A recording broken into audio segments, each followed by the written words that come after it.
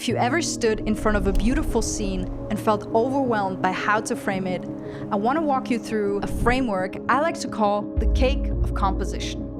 In this video, I'm breaking down the 3 essential layers you need to stop overthinking your framing and make your compositions more balanced and cinematic.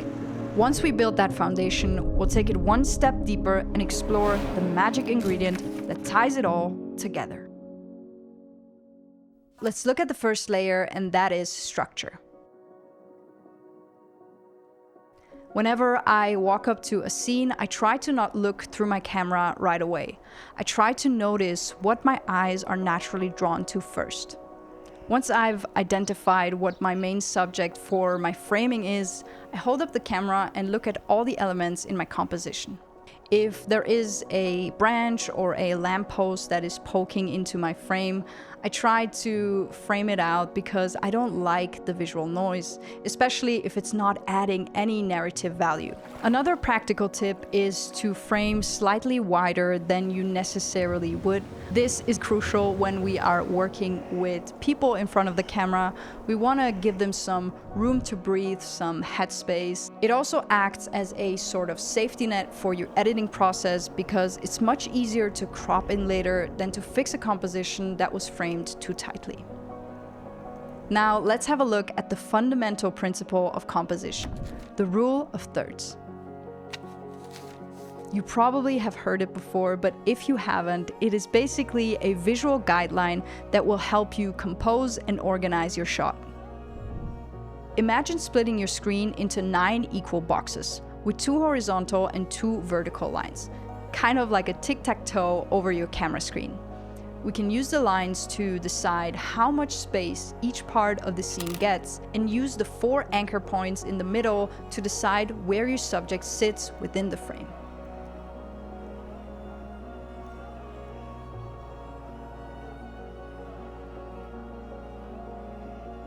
You're the one to decide which part of the scene deserves more space in the frame and how much importance it should have. For example, in a landscape, the instinct is often to put the horizon straight through the middle. Instead, try placing the horizon on the top third if the foreground is more interesting, or the bottom third if the sky is really beautiful and we want to emphasize that. Humans don't walk into a new environment and stare at one fixed point. We like to scan the place we're in. We like to explore with our eyes, see what is happening around us. And the same goes for when we're looking at a frame. So by using the grid when you compose your shots, you're making it easier for the viewer's brain to read the scene by putting the most important information in places their eyes are naturally drawn to anyway. Now, keep in mind, this is only a guideline, but I would highly recommend turning on the 3x3 grid on your camera screen so you can start training your eye to notice different compositions. And this idea of making it easier on the viewer's brain also applies to how we connect different clips in post-production. If your main subject is positioned on the right side of the screen in your first clip, when you cut to the next clip, the focal point should also be situated on the right side of the screen. This creates a more natural flow and the viewer's eye can follow the edit more comfortably. It's a small thing, but it subconsciously creates a better feel and rhythm to your sequence. If you want to dive deeper into my creative process, I share more resources and ideas on my Patreon. I have additional content, PDFs, tips and techniques that have shaped my career as a filmmaker, and they might help you too. If you want to check that out, the link is in my description. Now that we understand the structure, let's have a look at the why and the purpose behind our framing. And this leads us to layer 2, the intention. Composition is a very powerful storytelling tool because you can communicate a specific emotional state without using any line of dialogue or voiceover. Let's say our intention is to communicate a sense of freedom. You could do that by using a wider lens, leaving a lot of space around your subject, and subconsciously communicate that openness. But the same goes when we want to express a tense or intimate moment. We can frame more tightly, zoom in on someone's face or eyes, and suddenly the shot has a very strong expression of feeling trapped or being closed in. This is where we can add more depth to what we're trying to communicate. I like to look at every single frame as its own little micro story that contributes to the larger narrative arc.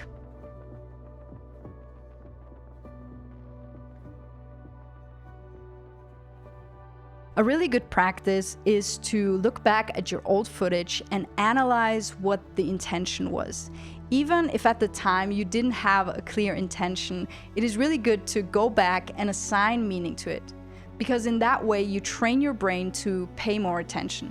And the next time you pick up a camera, you will be more conscious about your framing. Now let's have a look at a few more examples on how to use composition as a storytelling tool. In this shot from my short film Pandore, we can see the middle third is used as a space to emphasize a distance between our characters. Another example, in this short commercial, my goal was to make the athlete the hero of the story. So I used plenty of low-angle shots to give her a more empowering presence. And framing can also be a powerful way to support dialogue or voiceover. In my short film, Emilia, as she reflects on how she found her way out of a dark chapter, I use a shot of her walking through a cave. I was stuck in a vicious cycle for many years. And then, one day, I just stopped. And I never did it again. The visuals mirror the story she's telling, helping the emotion land more deeply. We are now moving on to my favorite part, layer 3, and that is experimentation. If you're looking for more unique compositions, try going against your own instincts. Because if you go out and you're open to experimenting, you might find something that feels completely new to you. If you always tend to center things or tend to go for a very clean and minimalistic look, try to lean the other way and see what happens if you go for a super messy and disorganized look. Now, you might not even end up liking the frame, but the point here is that you allow yourself to experiment and see what happens.